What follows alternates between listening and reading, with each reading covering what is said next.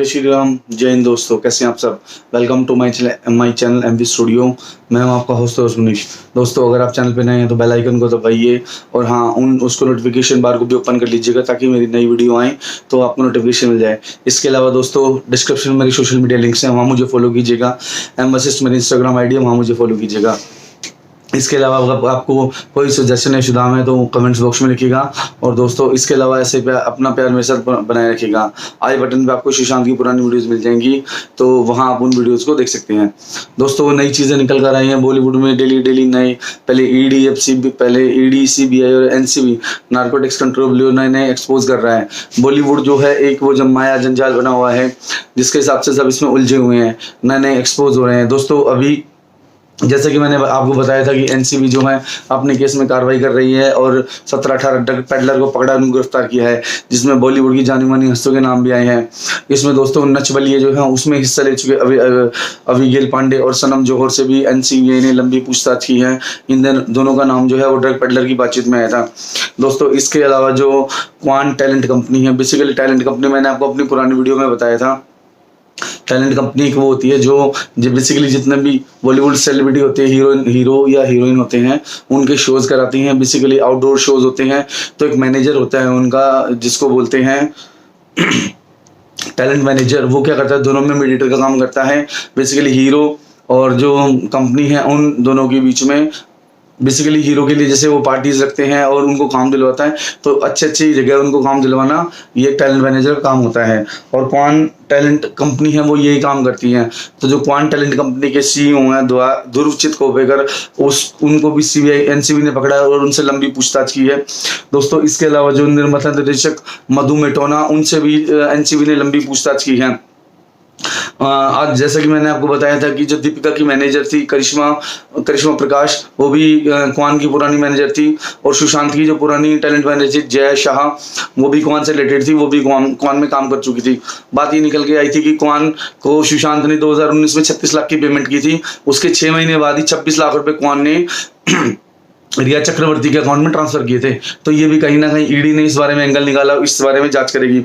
दोस्तों इसके अलावा जो है दीपिका, श्रद्धा कपूर, सोहा अली खान, इन सब का नाम आया है और इन सब से भी आज एनसीबी ने लंबी पूछताछ की है। दोस्तों इसके अलावा श्रद्धा कपूर का नाम जो अनुज केसवानी ड्रग पेडलर है उसको गिरफ्तार किया था, उसके बारे में आया था। तो इस बारे में एनसीबी ने एक्सपोज किया है और इनसे लंबी पूछताछ की है। बेसिकली दीपिका पादुकोण से 6 घंटे, श्रद्धा कपूर और सारा अली खान से 5-5 घंटे पूछताछ की है। इसके अलावा जया शाह, श्रुति मोदी और इनकी जो मैनेजर है करिश्मा प्रकाश, उनसे भी एनसीबी ने लंबी पूछताछ की है और क्रॉस क्वेश्चनिंग की है।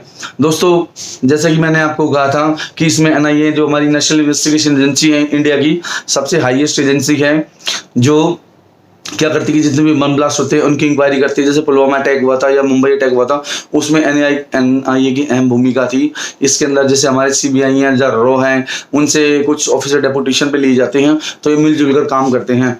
तो जितना भी टेरर फंडिंग, आतंकवाद, जो भी आतंकवाद से गतिविधियां होती हैं उसके बारे में ये जांच करती हैं।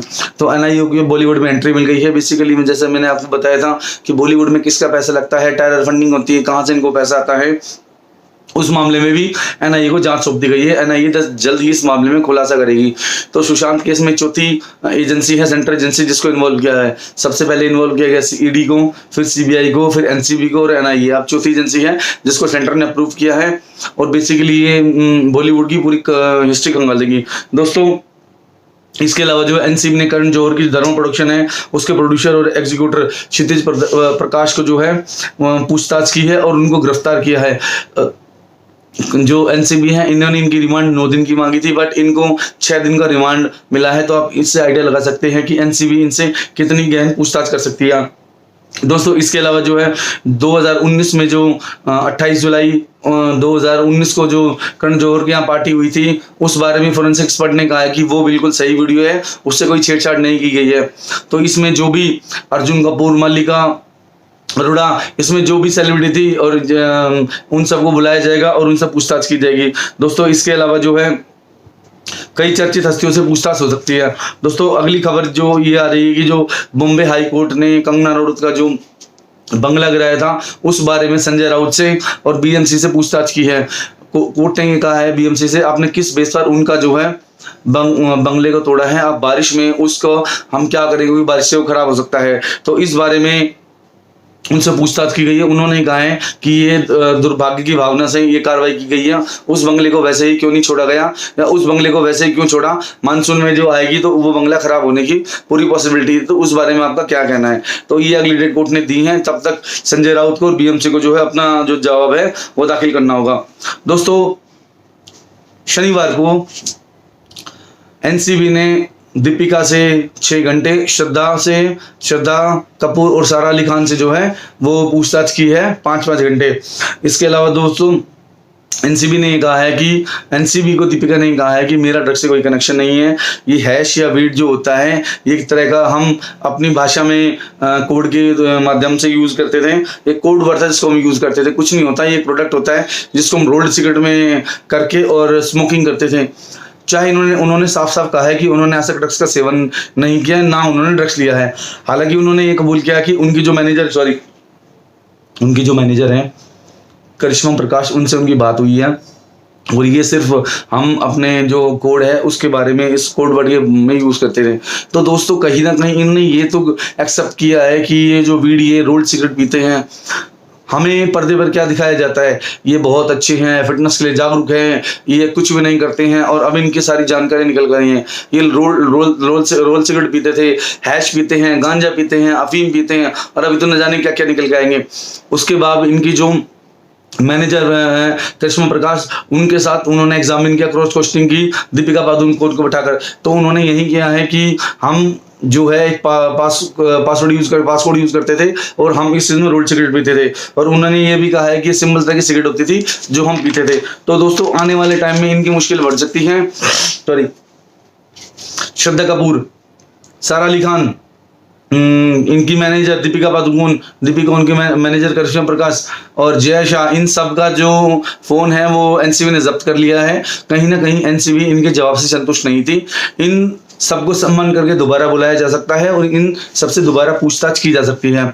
और कहीं ना कहीं 3 साल की जो इनकी रिकॉर्डिंग है, चाहे वो व्हाट्सएप चैट हो, चाहे कॉल डिटेल्स हो, सबको खंगाला जाएगा और सबके बारे में इनका पता किया जाएगा। इसके अलावा सारा अली खान ने ये कहा है कि वो भी सिगरेट पीती थी रोल करके, उनका ड्रग्स से उन्होंने कभी कुछ नहीं लिया है। उन्होंने ये जरूर कहा कि सुशांत पहले से ही गांजा पीते थे।